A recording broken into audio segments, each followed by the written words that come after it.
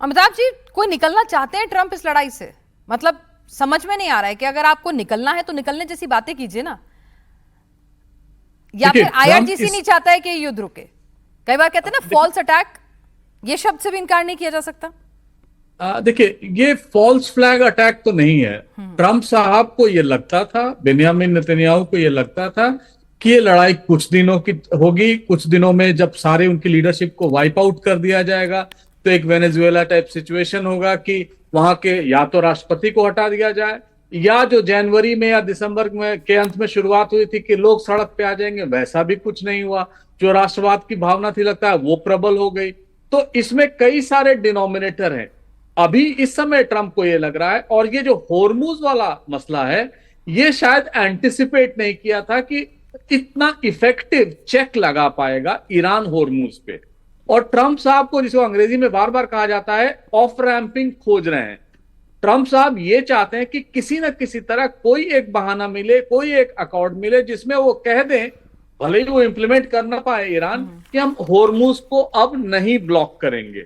तब वो वहां से निकल जाएंगे। और इसी कारण से अभी आप देखेंगे कि होर्मुज की जो समस्या है वो फोरफ्रंट पे आ गई है। न्यूक्लियर इशू भी सेकेंडरी है, लेकिन ईरान को ये जो न्यूक्लियर इशू से एक बड़ा इशू होर्मुज स्ट्रेट का मिल गया है, उसको वो पूरी तरह एनकैश कर रहा है। वो देख रहा है पूरी दुनिया की अर्थव्यवस्था गड़बड़ा गई है, और किसी न किसी तरह इसमें अमेरिका को इसके लिए जिम्मेवार पूरी दुनिया मान रही है।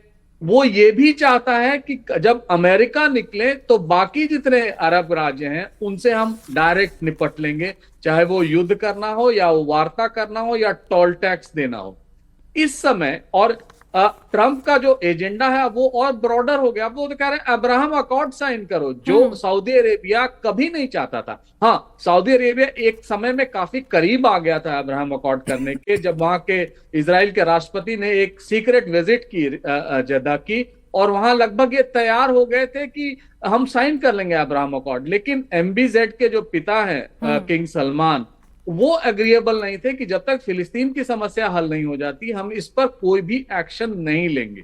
और इस तरह वो रुका हुआ है। लेकिन ट्रंप का ये ट्रंप कार्ड कि जितने इस्लामिक राष्ट्र हैं वहां वो अब्राहम अकॉर्ड साइन कर लें और इजराइल से दोस्ती कर लें, मुझे नहीं लगता ये किसी भी अरब या इस्लामिक वर्ल्ड को ये पसंद आएगा। अब तक सिर्फ दो ही वो तो अरब ऑर्डर दे स्टेट्स रहे हैं, ने। उन्होंने ये थोड़ी क्या करना चाहिए, नहीं करेंगे तो वो तो धमका रहे हैं। नहीं नहीं, करेंगे वो तो फिर अंजाम धमका। भी भुगतने पड़ेंगे सबको। हाँ नहीं, उसी धमकी में आकर ये बोर्ड ऑफ पीस भी ये इन सारे राज्यों ने ज्वाइन किया, उसका भी कोई हल नहीं निकला। गजा और फिलिस्तीन की समस्या या हिजबुल्लाह वो चल ही रहा है।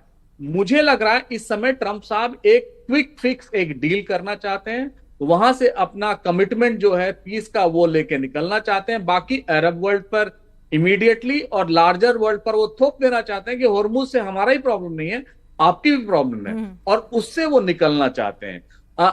इजराइल ये चाहता है कि ठीक है। किसी ना किसी तरह अमेरिकन इन्वॉल्वमेंट बना रहे।